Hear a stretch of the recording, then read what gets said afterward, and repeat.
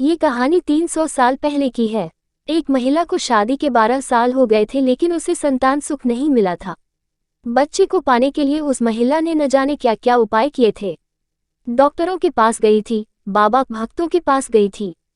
जिसने जिस मंदिर, जिस मस्जिद, गुरुद्वारा या चर्च में जाने के लिए कहा, उस हर जगह गई थी। जिस भगवान का नाम लेने के लिए कहा, उस भगवान का नाम लिया था, और जितने उपाय या उपवास करने के लिए कहे, सब किए। कहते हैं ना कि अगर दिल से और तन मन धन से कोई चीज चाहो तो मिल ही जाती है। इस महिला को भी उसकी तपस्या का वरदान उसके बेटे के रूप में मिल ही गया। 12 सालों की दुख, दर्द और पीड़ा अपने बेटे का चेहरा देखते ही सुख, खुशी और संतुष्टि में बदल गया। लेकिन अभी शायद उसकी तपस्या बाकी थी, शायद भगवान को अभी उसकी और परीक्षा लेनी थी। जब उसका बच्चा 1 वर्ष का हुआ तो एक दूसरी महिला ने उसका बच्चा चुरा लिया। सोचिए उस माँ की मनस्थिति क्या होगी जिसने दुनिया में सबसे ज्यादा जिस बच्चे के लिए अपनी जिंदगी जी थी, उससे उसका बच्चा ही छीन गया।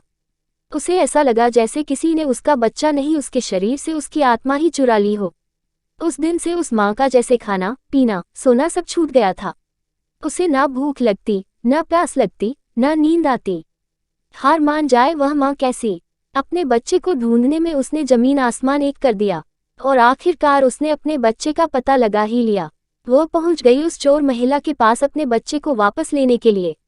जब बच्चे की मां ने उस चोर महिला से अपने बच्चे को वापस पाना चाहा तो वह महिला ऐसा जताने लगी जैसे वह उसका खुद का बच्चा हो। जब बच्चे की मां को लगा किसी भी तरह से बात बनती नजर नहीं आ रही है, तब वो इस मुद्दे को राजा के पास लेकर गई। राजा के दरबार में दोनों महिलाएं हाजिर की गई। दोनों ही महिलाएं उस बच्चे पर अपना पूरा हक जताने लगी। राजा और उसके सभी दरबारी काफी आश्चर्यचकित और हैरान हो गए, क्योंकि बच्चे की सच्ची मां को पहचानने के लिए उन्होंने जितने भी सवाल बच्चे के बारे में दोनों ही महिलाओं से किए, जो उसकी आदतों, उसकी पसंद या उसके निशानों के बारे में थे, दोनों ही महिलाएं उसका सही सही जवाब दे रही थी।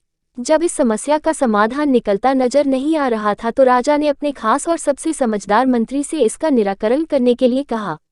मंत्री ने बिना 1 मिनट की देरी किए तुरंत राजा से कहा कि महाराज, मुझे लगता है कि ये दोनों ही इस बच्चे की मां है। इन दोनों का ही उस बच्चे पर बराबर का हक है। अगर आपको न्याय ही करना है तो सबसे बेहतर तरीका यही होगा कि आप बच्चे के 2 टुकड़े कर दीजिए और एक एक टुकड़ा दोनों माओं को बांट दीजिए। मंत्री की ऐसी बात सुनकर राजा के साथ साथ दरबार में हाजिर सभी लोग उनकी तरफ आश्चर्य से देखने लगे। राजा ने सोचा कि मंत्री की ऐसी मूर्खतापूर्ण बातों के पीछे जरूर कोई रहस्य होगा। वह बिना सोचे समझे ऐसी बात कभी नहीं कर सकते।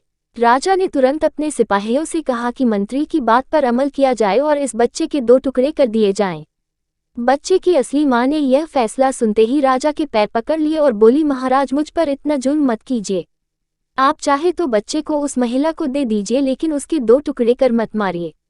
मेरा बच्चा मेरे पास नहीं रहा तो चलेगा, इस दुनिया में तो रहेगा।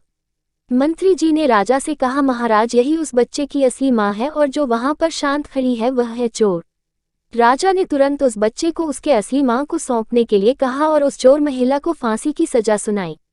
बच्चे की असली मां को उस दूसरी महिला पर जिसने उसका बच्चा चुराया था दया आ गई, क्योंकि उससे मिलने के बाद उसे यह पता चला था कि वह भी उसी परिस्थिति से गुजर रही थी जिससे वह 12 सालों से गुजरी थी। इस महिला ने अपने बांझपन के चलते अपनी गोद भरने के लिए उस बच्चे को चुराया था, और चुराने के बाद भी वह उस बच्चे को अपने खुद के बेटे की तरह प्यार करती थी। बच्चे की असली मां ने दरबार में विनती कर उस महिला को माफ करने के लिए कहा। दोस्तों, ये कहानी है हमें बताती है कि कैसे एक माँ अपनी औलाद के लिए कुछ भी कर गुजरती है, और यह भी सच बात है कि एक माँ का दर्द दूसरे माँ से ज्यादा कोई नहीं समझ सकता।